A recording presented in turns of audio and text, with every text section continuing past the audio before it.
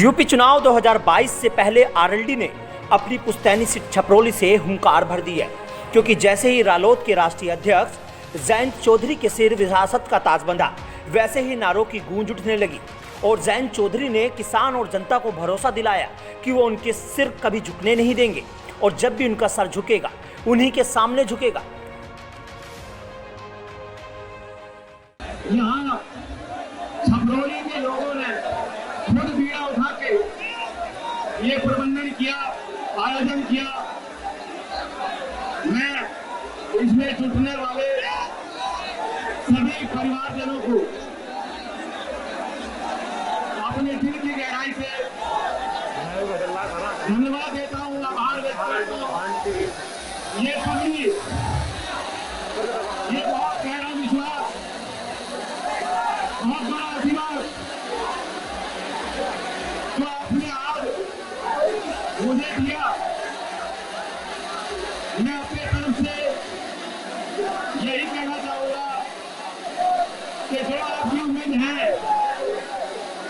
जो आपकी आशा है मुझसे, उसके अनुरूप कार्य करने की कोशिश करूंगा।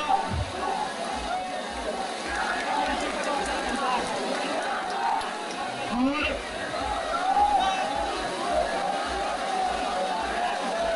आपके आगे मैं हमेशा झुका करूंगा, लेकिन जहां आपके मान सम्मान की लड़ाई होगी मैं कभी नहीं झुकूंगा। सूत्रों की माने तो इस बार जयंत चौधरी खुद छपरौली विधानसभा सीट से चुनाव लड़ सकते हैं। बागपत और बड़ौत में भले ही कई बार आरएलडी का साथ छोड़ा हो, लेकिन छपरौली के लोग आज भी उनके साथ खड़े हैं। छपरौली को पूर्व प्रधानमंत्री चौधरी चरण सिंह की कर्मभूमि कहा जाता है। यहाँ से 84 साल पहले उनको विधानसभा में पहुंचाया गया था। साल 1937 से साल 1977 तक चौधरी चरण सिंह छपरौली से लगातार विधायक बने हैं, यूपी के सीएम बने हैं। इसी जाटलैंड बागपत से चौधरी चरण सिंह 3 बार सांसद भी बने हैं। अजीत सिंह 6 बार लोकसभा सीट से जीते हैं, लेकिन उनकी जीत में छपरौली का बड़ा योगदान रहा था। यह सिलसिला अभी भी जारी है।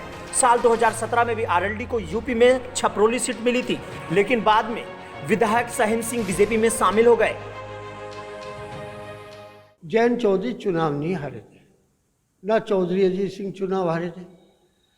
चुनाव जो है उसमें थोड़ी तो हमारा सिस्टम ठीक नहीं रहा।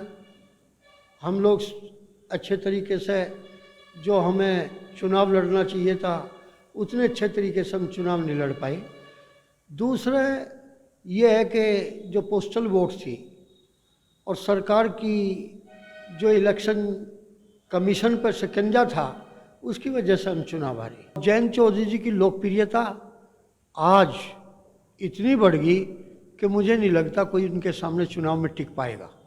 अब जहाँ तक किसानों का सवाल है, किसानों के रहनुमा चौधरी चरण सिंह जी रहे। उन्होंने हमेशा राष्ट्रीय लोकदल ने, चौधरी चरण सिंह जी ने जो बुनियाद टेक की, वो बुनियाद किसानों से ही टेक की थी। उन्होंने किसान का नाम लिया। वेस्ट यूपी में जाटों की आबादी तकरीबन 17% है, जो करीब 120 सीटों पर असर डालती है।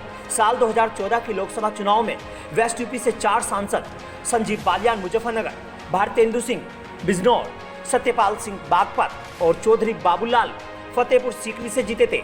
लेकिन इस बार कृषि कानून की वजह से किसान सरकार से खुश नजर नहीं आ रहे, जिसके जरिए एक बार फिर से आरएलडी पश्चिम यूपी में अपना परचम लहराना चाहती है।